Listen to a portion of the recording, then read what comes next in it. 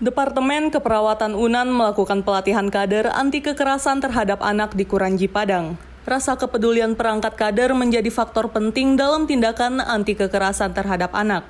Kami merasa peduli ya, kami dari Fakultas Keperawatan Anak di Departemen Keperawatan Anak merasa bahwa peduli karena sering terjadi atau kita pungkiri bahwa kekerasan anak itu terjadi di mana-mana.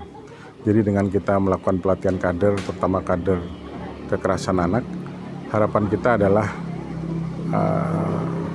kemungkinan terjadi, terutama kekerasan anak pada keluarga itu segera sedapat mungkin bisa dicegah secara dini. Saya kira itu yang harapan kita dengan membentuk kader anti kekerasan pada anak di keluarga.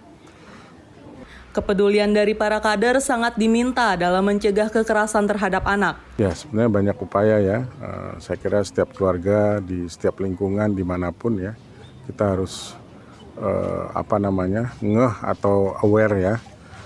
Karena biasanya kekerasan anak itu pelakunya itu bukan orang jauh atau orang yang tidak dikenal oleh korban biasanya. Justru pelaku kekerasan ini adalah orang-orang yang dikenal dan ada orang-orang yang di sekitar korban.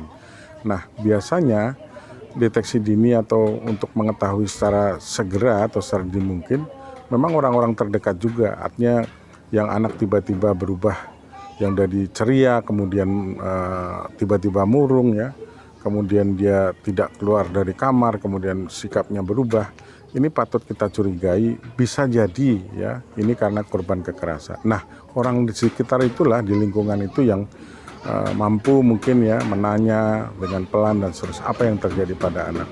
Nah, biasa ini adalah kader nantinya, yang biasa kader yang kita latih nanti, ini harapannya dia mampu mengetahui secara dini kira-kira terjadinya kekerasan pada anak. Saya kira itu ya. Selain kesadaran dan kepedulian, para kader juga diminta untuk menyebarluaskan informasi pencegahan agar kasus pada anak dapat dihindari atau dilakukan.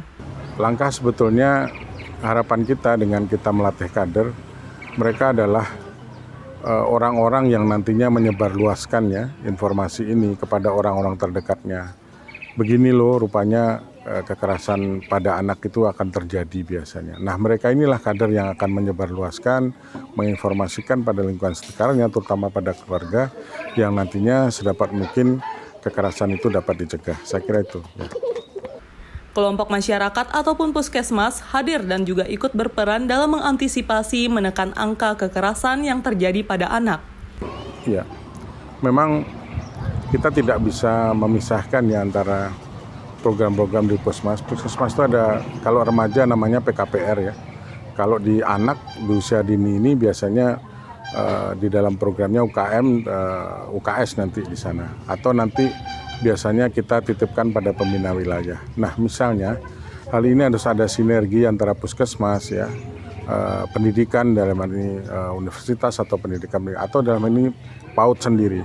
Artinya bekerja sama ya, artinya kader-kader ini yang akan kita perbanyak, yang mudah-mudahan harapannya kejadian kekerasan pada anak itu dapat kita cegah. Saya kira itu. Dari Kuranji Padang, Adelia Stefani dan Herman Zaid, Nagari TV melaporkan.